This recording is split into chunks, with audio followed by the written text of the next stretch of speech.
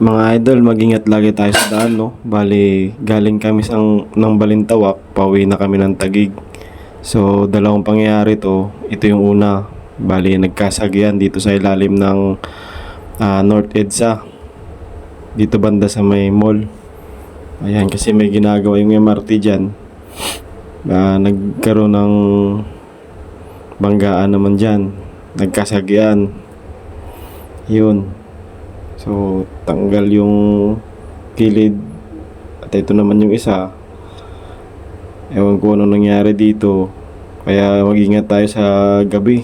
Lalo pag madaling araw, mabibilis yung mga sasakyan. Ingat tayo lagi.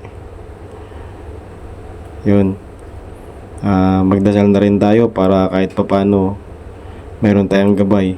So, yun lang mga lods. Ingat, ingat.